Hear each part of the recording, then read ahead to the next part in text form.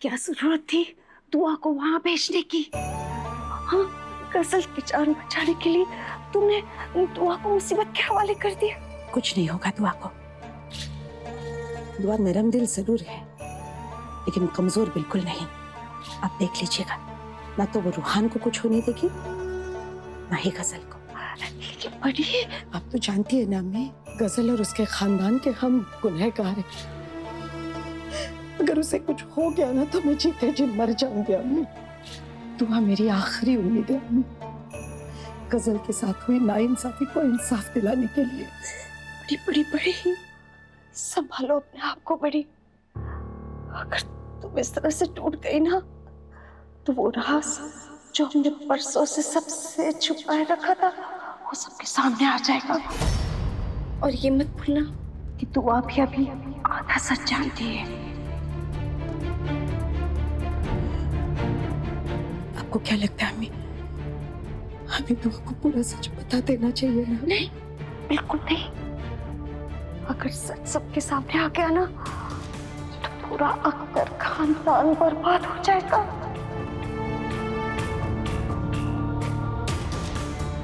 क्या करूं? गजल की हर मुसीबत से हिफाजत करना पूरी तरह से हमारी जिम्मेदारी है। चलो।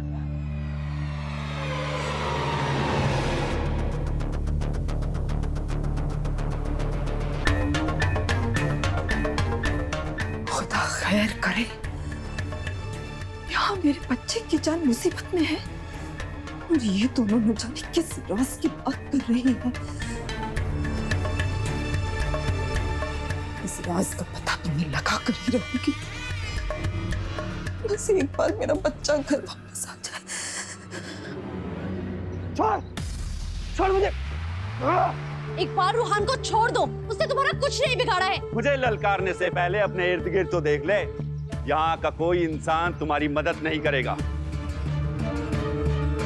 इन कायरों से मदद की उम्मीद नहीं है मुझे। तेरे लिए तो मैं ही काफी हूँ।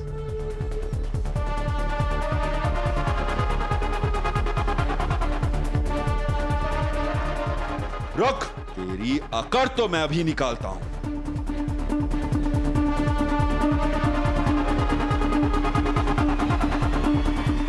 इकबाल!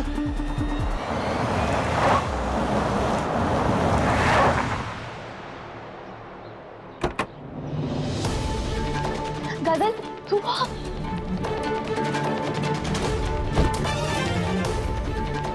तुम ठीक तो? भाभी आप यहाँ क्यों आई?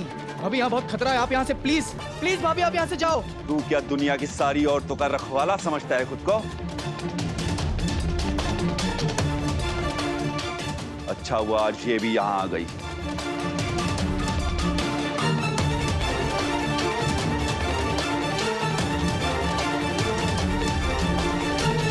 तो उस रात की बची हुई खातिरदारी भी इसी के साथ पूरी की जाएगी।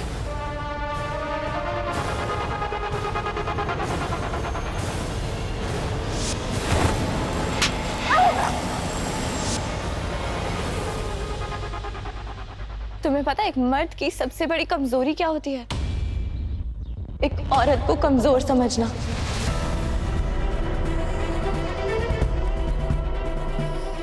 गजल को अकेला समझने की गलती मत करना। मैं उसके साथ खड़ी हूं।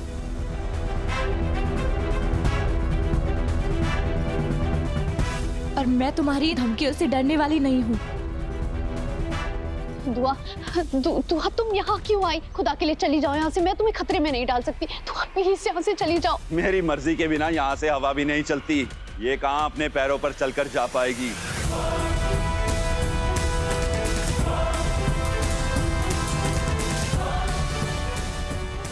दुआ, दुआ मैं इसे देख लूंगी। तुम खुदा के लिए जाओ यहाँ से। दुआ मुझे इन कमीनों से निपटना आता है, लेकिन तुम मेरी जान प्लीज यहाँ से चली जाओ। दुआ प्लीज। नहीं गजल, अगर तुम्हें इतनी बड़ी मुसीबत में अकेला छोड़ के जाना ही होता तो मैं तुमसे दोस्ती करती ही क्यों?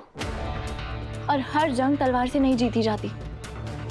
और अगर हम इनकी तरह मारपीट करेंगे तो हम में और इनमें फर्क क्या रह जाएगा? वो तो हमारी ही बेवकूफी होगी ना। और इन लोगों से वो लोग निपट लेंगे जिन्हें इनसे निपटने का तजुर्बा है।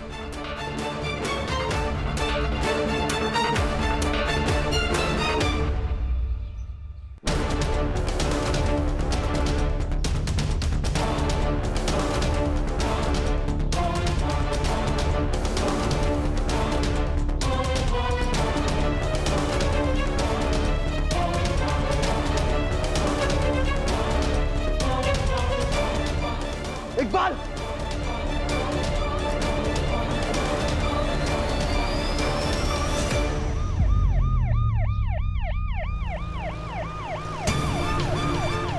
याद रखना, तूने अपने और अपने शौहर की कब्र खुद खो दी है। छोड़ूंगा नहीं तुम लोगों को। चलो।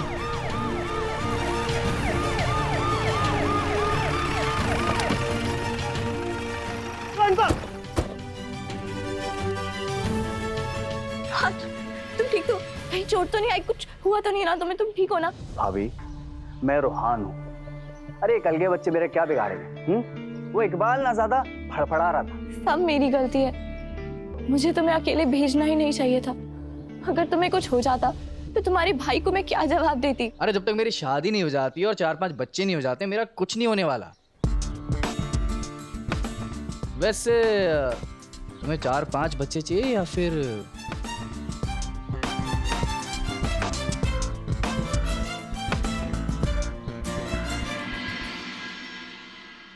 काजल, तुम ठीक हो ना?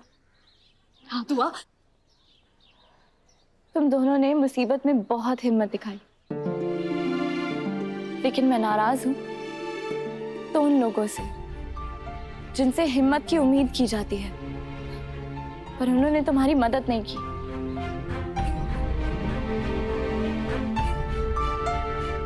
और आप सब, इकबाल से डर तो मुझे भी लग रहा था। मेरा यकीन मानो, डर के मारे मेरे हाथ पैर अभी भी ठंडे पड़े हुए हैं। पर किसी अपने की हिफाजत के जज्बे से बढ़कर तो नहीं होता ना डर। खुदा ना खास्ता आज जो मेरी दोस्त गजल के साथ हुआ, कल को अगर वो आपके घर में आपकी बहू बेटियों के साथ हुआ तो मदद की उम्मीद तो आप अपने मोहल्ले वालों से ही करेंगे ना,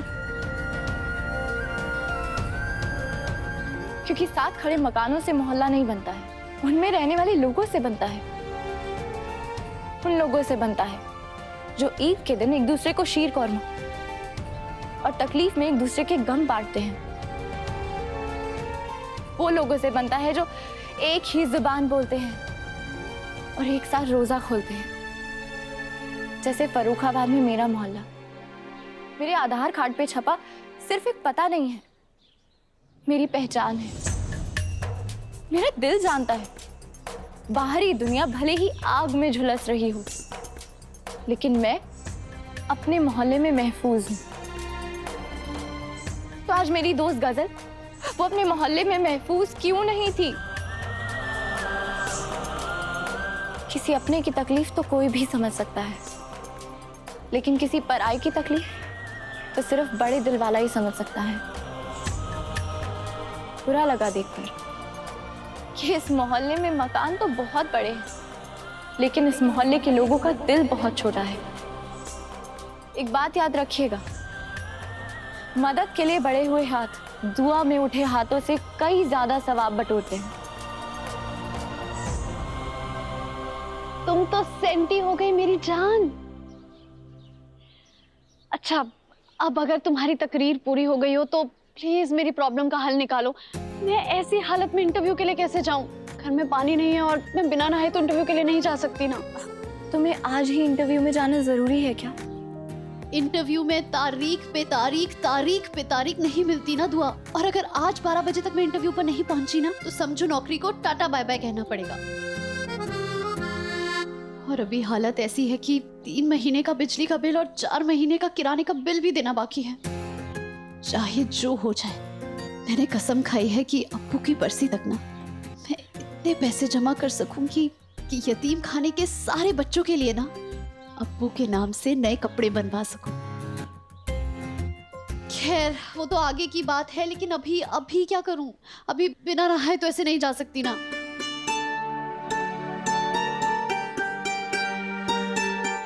बिल्कुल फिक्र मत करो, तुम्हारी परेशानी का हल है मेरे पास।